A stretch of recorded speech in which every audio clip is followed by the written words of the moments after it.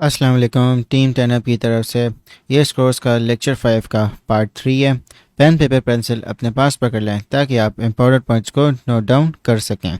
तो दोस्तों, pattern based trading को कंटिन्यू करते हुए अब हम बात करेंगे प्राइस चैनल्स में। प्राइस चैनल्स एक ट्रेडिंग रेंज होती है जो सपोर्ट और रेजिस्टेंस में होती है। प्राइस चैनल्स में जो प्राइस मूवमेंट होती है वो कंटेंड होती है दो पैरेलल ट्रेंड लाइंस में। इसको हम मज़ीद बेहतर समझ सकते हैं चार्ट्स पे। दोस्तों, ट्रेडिंग व्यू में आप जाएंगे और सेकंड ऑप्शन पे जब आप क्लिक करेंगे तो आपके पास ट्रेंड लाइन, एरो, रे, इस टाइप के आपके पास ऑप्शंस आ रहे होंगे।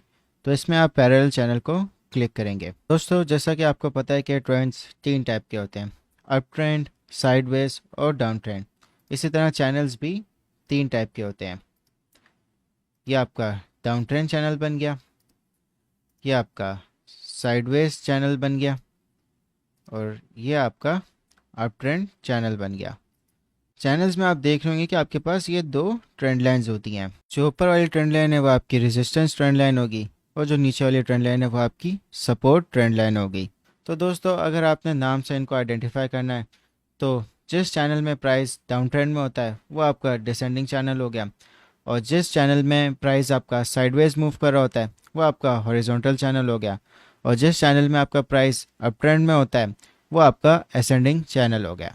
तो दोस्तों, जब आप ये टूल यूज़ करोगे तो क्या आपके पास ऑटोमेटिक ये ट्रेंड लाइंस दोनों बन जाएगी। अब जो आपकी ट्रेंड लाइंस हैं उनको आपने कैंडलस्टिक के हाइज और लोज के साथ कनेक्ट करना है। ऊपर वाली जो भी आपकी ट्रेंड लाइन होगी वो हाइज के साथ कनेक्ट होगी और नीचे वाली ट्रेंड लाइन लोज के साथ कनेक्ट हो जाएगी। एक चीज़ आपने नोट करनी कि अगर आपकी ट्रेंड लाइन में प्राइस एक्शन के दो टचेस हो रहे हैं तो आपकी जो ट्रेंड लाइन है वो वैलिड है। अगर थर्ड टच भी हो जाता है तो आपकी ट्रेंड लाइन काफ़ी स्ट्रांग हो जाएगी। दोस्तों, अब बात करते हैं कि हम कैसे कंफर्म करेंगे कि आज जो आपने चैनल बनाया है क्या वो वैलिड है। सबसे पहले आप ये कंफर्म करें कि जो दोनों ट्रेंड लाइंस हैं क्या वो एक दूसरे की पैरेलल हैं। वो आप इस टूल के थ्रू कर सकते हो या आप मैनुअली भी ट्रेंड लाइंस बना सकते हो। और दूसरी चीज़ ये है कि इन दोनों के लाइंस के बीच में फासला होना चाहिए। और तीसरी चीज़ ये है कि जो प्राइस एक्शन है उसमें एटलीस्ट आपके पास दो पीक होने चाहिए, यानी कि जो प्राइस एक्शन है वो आपकी अपर ट्रेंड लाइन को हिट कर रहा है। जैसे कि ये इसकी एक पहली पीक हो गई, ये इसकी दूसरी पीक हो गई। इस तरह दो पीक्स की आपके पास कंफर्मेशन होनी चाहिए। और जो लास्ट चीज़ ये है कि जो टचेस हैं इनके बीच में एक अच्छी स्पेस होनी चाहिए। चलें, अभी हमारे पास कंफर्मेशन भी हो गई है तो अब हम रियल चार्ट्स पर जाते हैं और आइडेंटिफाई करते हैं तीनों पैरेलल चैनल्स को। तो दोस्तों, जैसा कि आप देख सकते हो कि यहाँ पे आपको एक साइडवेज मूवमेंट नज़र आ रही है, तो एक हॉरिजॉन्टल चैनल बन रहा है।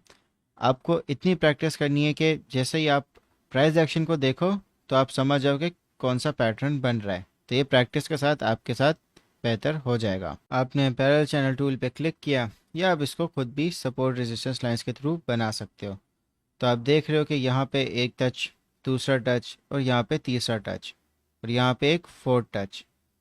तो आप यहाँ से एक रेजिस्टेंस लाइन आपकी ये बन गई चैनल की, और फिर जो आपको जहाँ पॉइंट सपोर्ट पे मिल रहे हैं वहाँ पे आपने सपोर्ट लाइन भी बन गई। तो ये आपका हॉरिजॉन्टल चैनल बन गया। इस केस में दोस्तों अगर आप देखें तो एक डिसेंडिंग चैनल बन रहा है क्योंकि एक डाउन ट्रेंड चल रहा है। तो आपने ट्रेंड लाइंस बनाई, ये आपका फर्स्ट टच, सेकंड टच, ये आपका थर्ड टच। और जितना बेहतर आपके ट्रेंड लाइन बन सकती है उस हिसाब से आप बना दें। तो यहाँ पे आपका फर्स्ट टच हो गया, यहाँ पे आपका सेकंड टच हो गया और इसी तरह यहाँ पे आपका थर्ड टच भी हो गया। मगर आप देख सकते हैं कि ये कुछ फेक आउट्स होते हैं, मगर ये इतना मैटर नहीं करते हैं। अगर ये बहुत ज़्यादा आपको नज़र आ रहे हैं तो ये आपकी ट्रेंड लाइन सही नहीं है। तो एक दो बार भी अगर आपको नज़र आ जाए तो मसला नहीं है, एज लॉन्ग एज कि ये आपके चैनल में ये प्राइस एक्शन कंटेंट है। और दोस्तों, जैसा कि आप देख सकते हो कि एक अप ट्रेंड चल रहा है तो यहाँ पे एक असेंडिंग चैनल बन रहा है। ये आपकी अप ट्रेंड की लाइन हो गई और यहाँ पे आपकी सपोर्ट लाइन भी बन गई। तो आप देख सकते हो कि यहाँ पे फर्स्ट टच है, फिर सेकंड टच है, फिर थर्ड और यहाँ फोर्थ। उसी तरह सपोर्ट पे आपका first touch, second touch, third touch और फोर्थ टच। ये आपका असेंडिंग चैनल बन गया।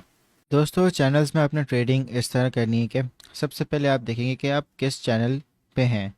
हॉरिजॉन्टल चैनल में जो प्राइस मूवमेंट होती है वो साइडवेज होती है। तो आपने ट्रेडिंग इस तरह करनी है कि जब भी सपोर्ट पे प्राइस एक्शन टच करेगी वहाँ से आप लॉन्ग पोजीशन एंटर करें और रेजिस्टेंस पे आप एग्जिट कर लें, क्योंकि प्राइस मूवमेंट आपकी साइडवेज होगी। फिर आप रेजिस्टेंस से शॉर्ट कर सकते हैं सपोर्ट तक और वहाँ पे अपना प्रॉफिट सिक्योर कर सकते हो।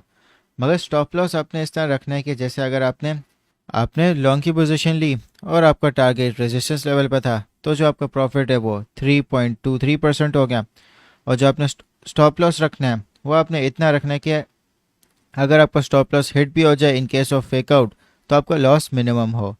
तो इन केस अगर आपने यहाँ पे लॉन्ग की पोजीशन ली है तो जो स्टॉप लॉस है वो आप 1% पे रख लें और अपना जो प्रॉफिट है वो 3.23% आपका बन रहा है। तो जो आपका रिस्क है वो कम है, रिवॉर्ड ज़्यादा है।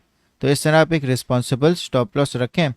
और दोस्तों इन केस अगर आपको ब्रेकआउट का चांस मिलता है और अच्छी वॉल्यूम है, प्राइस एक्शन भी उसका ब्रेकआउट की तरफ लीड कर रहा है, तो जो चैनल की हाइट होगी वो आपका टेक प्रॉफिट होगा। इस केस में जैसा कि आप देख सकते हो कि यहाँ पे इसका टेक प्रॉफिट बन रहा है और आपने यहाँ पे लॉन्ग की पोजीशन ली, तो आप यहाँ पे अपना प्रॉफिट सिक्योर कर सकते हो। तो दोस्तों ये सारी बातें थी चैनल्स के बारे में। तो टास्क आप सबका ये है कि आप अपने हिसाब से कोई भी टिकर सिलेक्ट करें और उसमें आप तीनों चैनल्स बनाएं, असेंडिंग, डिसेंडिंग और हॉरिजॉन्टल।